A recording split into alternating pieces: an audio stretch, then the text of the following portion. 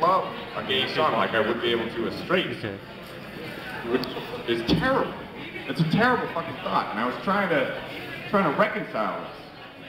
I couldn't do it. I was sitting there in bed, and I snapped out of it. I realized I was just kind of sitting there absent-mindedly tickling my own asshole. And I realized, you know, we can work this out. No, we're not so different. God, I remember horror movies used to scare me so bad when I was a kid. It's fucking terrible. I think the only time that I've ever had such a horrifying experience in real life was actually one time I was hitchhiking. I lived out Boston Harbor Road. I was sticking my thumb, sticking my thumb out, and a broke-ass Chrysler van lurches up next to me. So I get in the car, I almost fell out. The guy scared the shit out of me. It was crazy. I mean, if Captain Ahab's white whale were a perfectly cooked batch of meth, it would have looked a lot like this guy. It's fucking crazy. So we're driving along. First thing he says is, "There's a gas station out this road." I go, yeah, you keep going, can't fucking miss it. He says, "Oh, there better be. God damn it, I just want to find this place and get high." A few tense moments go by, and then he yells out of nowhere, "Did you find that address yet?" And I think he's talking to me, and I turn over and I look, and he's like halfway in the back seat at this point. His girlfriend is in the back. She was there the whole time. I didn't realize it. Like, not just a hitchhiker, but the possibility of a hitchhiker took front seat precedence over his own girlfriend. I don't know. So, as a common courtesy, I reached over and grabbed the wheel for him, you know, because he's wrestling in the back with her. "God damn it, Rochelle, give me that fucking phone book!" So I'm reaching over to grab the wheel, and I realize there are like 6 empty Keystone Ice cans in between the 2 front seats. So I'm getting a ride from a drunk man. That's great, you know, that ought to even itself out. But he started giving the willies by this point. I'm getting freaked out. So I craftily asked him to drop me about 50 feet past my driveway. Now, mind you, there are no other houses. My house is still the closest. It wasn't that crafty, but I'm still glad that I did it, because when I got out of the car, he leaned over to me, and I shit you not, he said to me, that gas station better be further on that road, or I'm going to come back here, I'm going to hunt you down, and I'm going to kill you for it. Who fucking said that shit to somebody, man? I panicked. I didn't know what to do. I did the first thing that came to my mind. Looking around, I picked up a rock. No mail. Ran off into the woods. Fucking terrified. Just to stay on the porch, asshole. But yeah, I hope you guys all enjoy yourselves. This should be a good night. Up next, I have the very funny metaphysicist, humorist, and filmmaker David Raffin.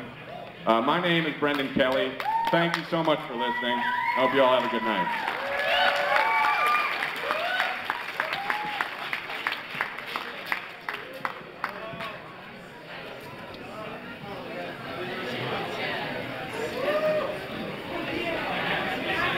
When zombies are the 99%,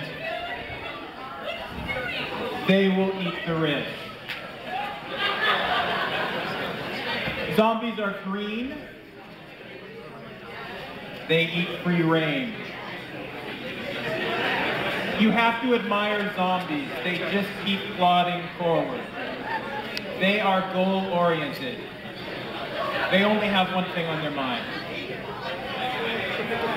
In the coming apocalypse, when the zombies arise, when civilization falls, when the power grid is decimated, it is the lack of clean clothes and the indignity of washing dishes by hand that I will most regret. Who am I kidding? I'm not going to wash dishes. As I travel nomadically, I shall always wear new clothes pilfered from shopping centers, though I'll have to fight zombies as I shop. I mean steal. I argue it's a crime of survival. I know there are some survivors who demand that a capitalistic ethic be adhered to at all times, even after the zombies arise. To them I say, there is almost no difference between you and a zombie. Besides, I think those people will be trying to sell me something. There's nothing worse than a post-apocalyptic salesman. They're worse than any zombie. The high pressure, the false appeal to desire. Zombies just want to kill you, and I find that refreshingly honest. Nothing bad has ever happened to me on Friday the 13th. Except for that one time at camp. But that was an anomaly. I'm pretty sure that can't happen again. I want you to know that I hate Leonardo DiCaprio with all of my heart. But I really enjoy watching him die. And that means that his movies are kind of I have a love-hate relationship with Leonardo DiCaprio's movies. Titanic is not a good film, but I enjoy watching it go down. And that is what everybody enjoys, watching the ship go down. And the look that spreads across Leonardo DiCaprio's face as he realizes his inevitable doom. It's the kind of film you see with a girl and she might have sex with you later, and that's nice. And at the end, Leonardo DiCaprio sinks into the inky depths, and that's also really, that's a good film. And so it ends well, that's important.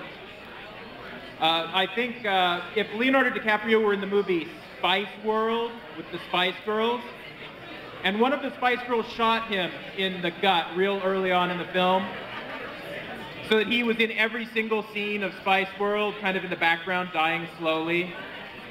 That would be a good film, especially if one of the Spice Girls would go over every once in a while and kick him. That would be a good film. I want to tell you, I also hate the Make-A-Wish Foundation. The organization that gives a wish to a dying child.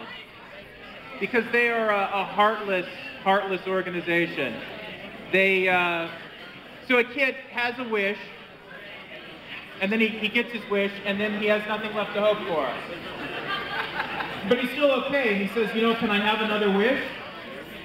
And they say, no, you're done. And that is heartless. That is cruelty. So I hate the Make-A-Wish Foundation. My name is David Raffin. You can find me at davidraffin.com. I am available for children's parties and funerals. That's called a segue. I would like to introduce you to your next speaker, Mr. Rafferty Thompson, who is a ventriloquist and a banjo player. And ladies, he's single.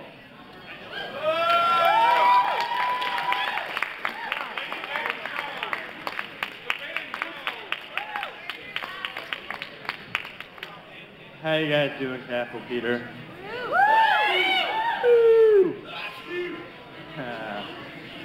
I'm here because I love movies. I love them to death. Anybody here a filmmaker? Yeah, we got some filmmakers in the house.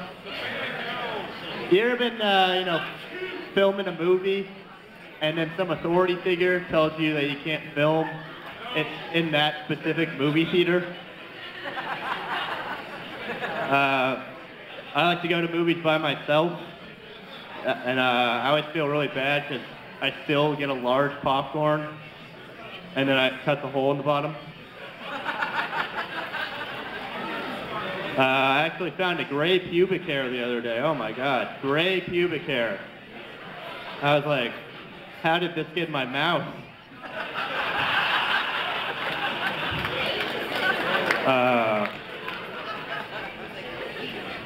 I love movies. Hopefully one day one of my stand-up specials will be on Netflix, and it'll be under the category cerebral and mind-bending.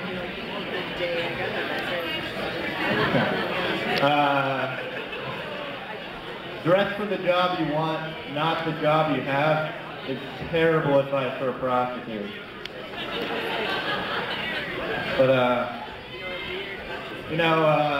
I love movies. I like to pretend as if, life is a movie sometimes. And I have a lot of friends that are girls, and it's kind of weird when, the same dude dates multiple women I know. And you kind of think of those people as like actors in a movie. Kind of like, oh, yeah, you know, when Tony dated Alicia, you know, he was okay from that, you know. Wasn't a big fan of that sex scene, though. My friend was telling me about one of those goddamn coffee shops and how hot the women are there. And it made me realize that basically coffee shops are like a hipster Hooters in Olympia.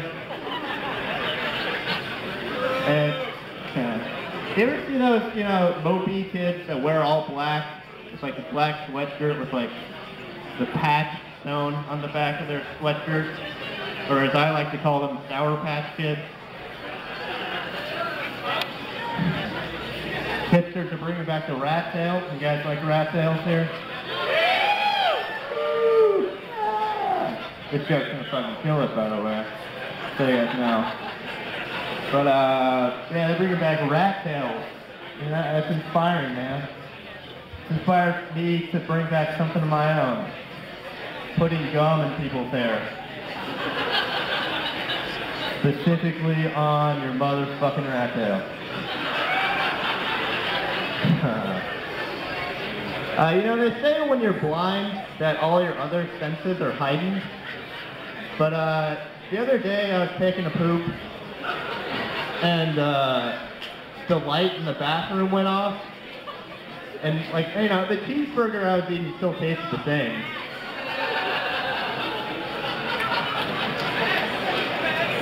And I'd like to apologize to so many people. My jokes aren't really for everybody. You know, I talk a lot about masturbation. You know, stuff that's not for women. Like, I talk about male masturbation, all-you-can-eat food, restaurants, politics. Fuck that one up. But, the next comedian is a good friend of mine. If his grandparents were alive to see him do his stand-up, they'd probably gladly die in the Holocaust. His name is Jake Krauss.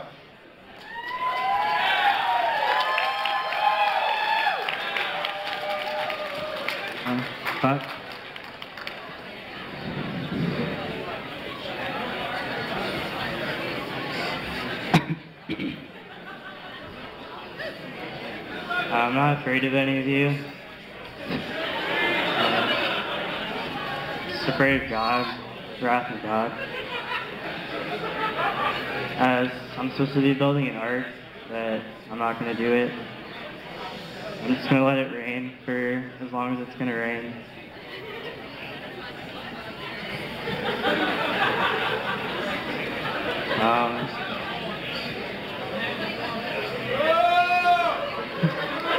I don't care.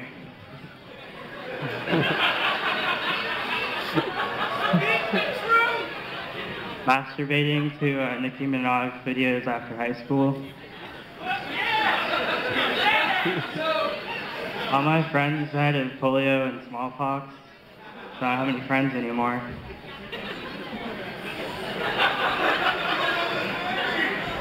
I keep expecting my friends to come back and murder me.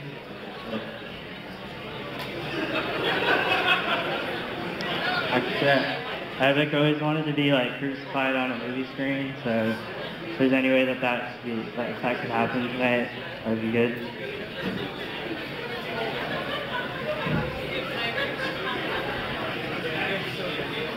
Being with you feels like Christmas morning, but none of the presents have my name on it. The cops are really messing with my shit because smashing department store windows is part of my art.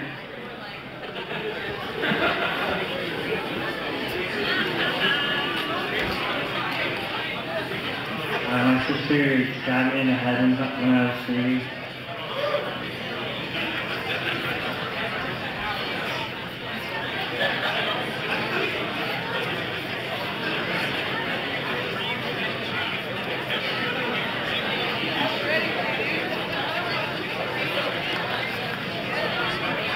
watching my grandma fall down the stairs while listening.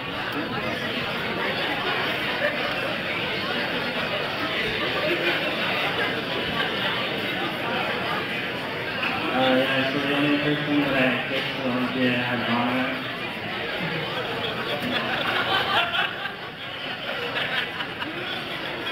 Which somehow made it better.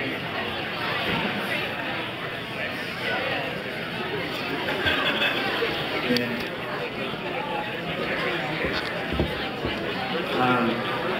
So I wanted to introduce my friend Phoebe, who's at US, and she's awesome. So.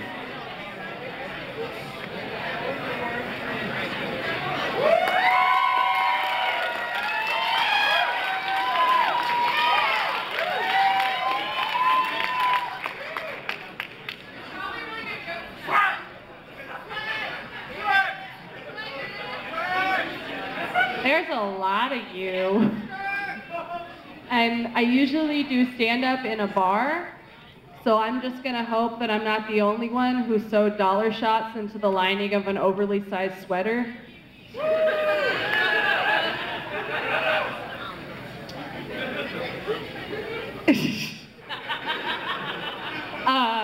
We're at the Capitol. They show really nice movies here. I'm a filmmaker. I'm a really good filmmaker. My films have been selected on 9 different occasions to be played on the YouTube. Do you ever wake up in the morning and you go, God, what's that smell? And you're like, oh right, that's my moral decay.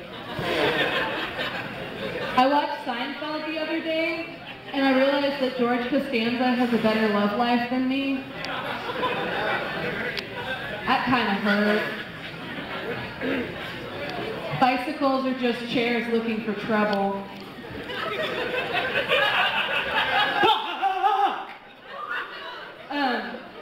You know traffic lines? How they have the big yellow thing down the middle of the road, and then they have a series of fat white lines for where to walk. You know, that's actually not for your safety. That's really bad installation art.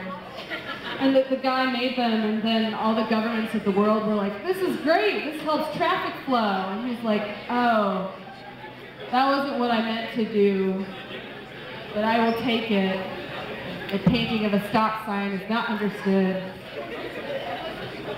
Stand-up is just really misguided karaoke. Somewhere, everybody, shh, everybody. Somewhere on Earth, at this very moment, there is a 7-year-old who has just realized that dinosaurs are awesome. It never occurred to him before, or her. Anyway, Sarah Palin doesn't believe in dinosaurs. I saw a fortune teller the other day, and he read my tarot cards, and he was like, you're gonna have a lot of trouble in the coming year. And I looked at him and I went, and then I picked up his deck of hippie paper and I threw it in his face and I went, you don't know me? Fuck you! I'm not gonna have trouble in the coming year. You don't know me? Shit, I make my own destiny. Palm read this, fucker. And then I took a crystal ball and I shoved it up his butt. And then he started bleeding everywhere, and I haven't been asked to come back to Sisyphus. My roommate and I decided that there should be holiday condoms. So, you know, peppermint, gingerbread. For Thanksgiving, there would be turkey, but it would just be a piece of lunch meat that you put on your boyfriend's junk. And then I said that we should have one that was New Year's flavored and it would just be vomit. Do you think that the angel from It's a Wonderful Life comes into the lives of people who are like perfectly happy and then shows them how nothing would be different if they weren't there? And puts them right back in their life. Their wife just marries someone else. Their job is just someone else has it. It doesn't matter at all. And then he just like stares off into space a lot. And his wife's like, what's wrong, Phil? And he's like, oh, Nothing. Not really good at makeup. I don't buy a lot of makeup. And then I want to wear makeup, but I don't own any. And then I'm like, well, I have a Sharpie. It's like basically the same thing as eyeliner. Just put it on your face. Yeah. That guy's my only friend here. He's always happy to see me. So a bunch of my friends were doing, like my friends from Comedy Night, we all do Comedy Night every week at the Royal. And they were all like, hey, it's your last day at work. Let's go get some drinks. And I was like, yeah. And they were like, let's go do some karaoke. And I was like, that sounds fun. All right. Why are we at the Capitol? And then they were like, just come backstage with us. It'll be great. And I was like, yeah. And then I was like, what? And now I'm on the stage. Oh, I was done. There wasn't a lead up to that. I was damn good. You were the worst ghost ever. Boo! Boo! You ain't fucking scared, motherfucker! You're not funny! You don't have balls to get up on the goddamn stage! Fuck you! Brandon's up next. He organized this and is a general gangster.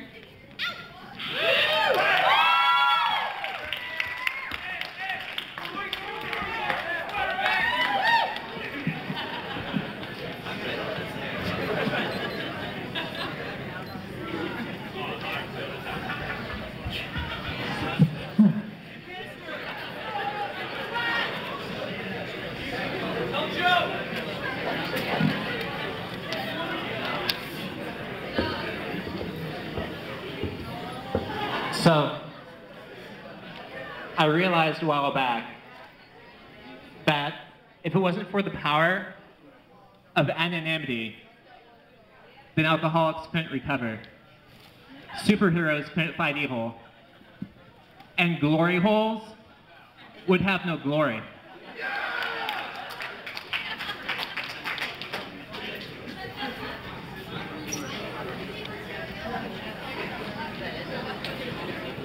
I had something happen to me that was just so embarrassing. I just felt like my life was over.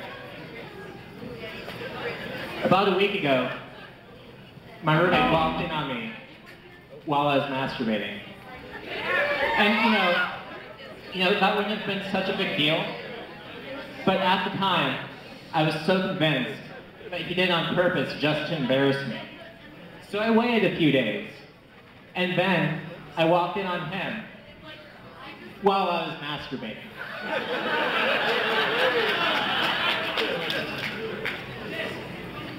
If you can talk your way out of that, well then you've got one on me. I'm afraid I might be living in sin. I was in this love triangle that sort of merged with this other love triangle, and that was way too much for one of us, so they dropped out. And now, I'm in a love pentagram. Evil.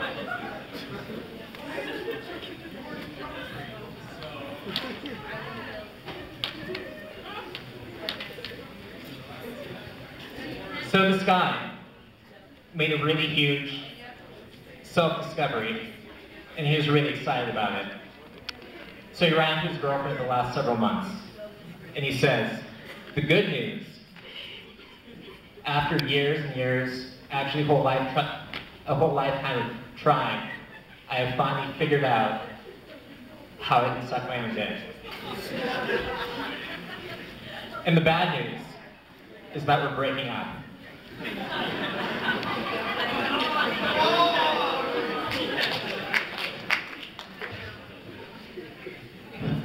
When I was a kid, I used to really like Troy wash me in filthy car windows.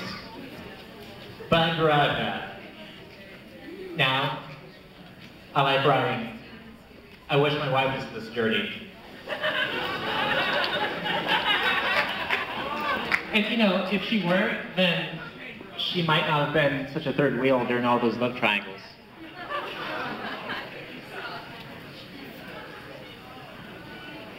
You know, when I was a kid, I was really lonely.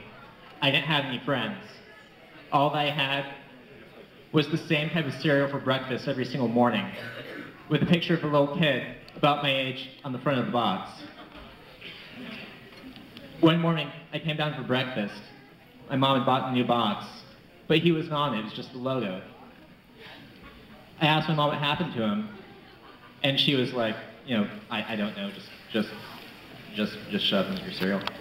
And so, at that moment, sitting there eating my soggy cereal, I realized just how lonely I was.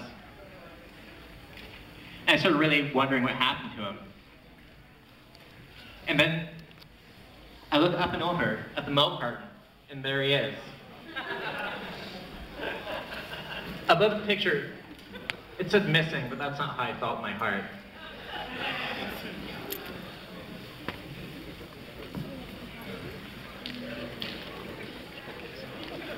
Old safe sex pamphlets used to say that chlamydia is not a flower. And that's true. It's not. Which is really too bad, because if it were, then last Valentine's Day would have been way more romantic.